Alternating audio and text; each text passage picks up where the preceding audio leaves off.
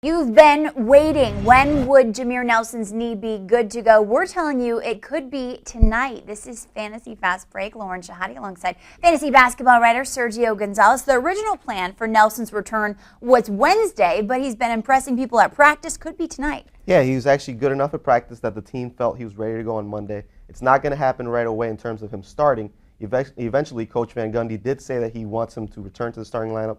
That's not going to happen just yet. Can he return to the player that he was last year when he averaged 16, 5, and 3? We think he can, but fantasy owners aren't going to get that out of him for this week. Just keep an eye on him to see how he goes, and you're probably going to want to start starting him as soon as next week. Okay, definitely limited minutes until he is fully healthy. Speaking of back early, Lou Williams, after just missing 12 games, and it coincides with Iverson's injury. So what does that mean for fantasy owners? Yeah, Lou Williams is back a month earlier than expected following that terrible jaw injury that kept him out of lineups. It was actually the reason that the Sixers went out to get Allen Iverson.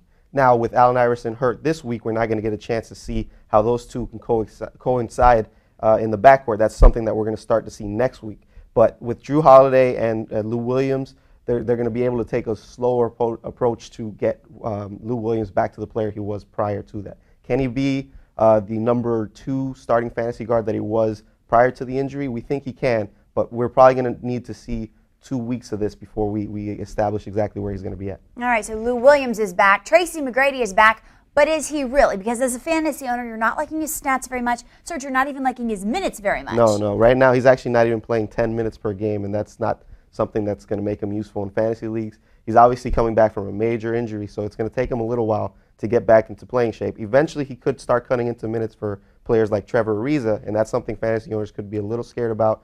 But the good news here is that what we think that the Rockets are eventually going to do is try to put Tracy McGrady on the trading block a little bit and try to sell him to other teams. So we could see a little bit of a decrease in minutes for guys like Trevor Ariza, but we think in the long run, Trevor Ariza is still going to be the guy that he has been for the first month of the season. And I think with Tracy McGrady, Serge, it's going to be a gradual Exactly. comeback. It's going to take him a while. Sure. Before you make changes in your lineup, you have to see what teams are doing with their lineup. Serge is here to help. Yeah, there's some lineup changes around the league that we think fantasy owners should keep an eye on this week. In Miami, Carlos Arroyo is starting over Mario Chalmers. In Indiana, we got 2 lineup changes with Earl Watson starting over TJ Ford and with Dante Jones starting over Brandon Rush. In Utah, we have CJ Miles getting his first chance to start this year. CJ Miles is a player that we think fantasy owners are going to be interested in picking up. He's a player who only averaged around 9 points in 72 starts last year, but we saw in his first real chance for big minutes this season that he could score around 20 points per game, which isn't something you should expect consistently. But if you keep an eye on his minutes, even last year when he was a starter, he only got around 22 minutes. In the game where he scored 20 points, he was able to play 35 minutes. So if that's something that continues over this week, he could be a real interesting pickup. Maybe those averages will go up. Before we end this video, we're going to slow down the tempo, Knicks style. You know where I'm going with this. They're kind of slowing down that offense, but it's not really helping fantasy owners. All the stats are going down. Yeah, this is not great news for fantasy owners. The fantasy owners have fallen in love with the Knicks the last couple seasons under Mike D'Antoni because of the fast-paced style that he plays. But unfortunately, they've been slowing things down the last couple weeks, and that's actually led to good results for the Knicks. As you see there, they've actually won most of their games since slowing things down.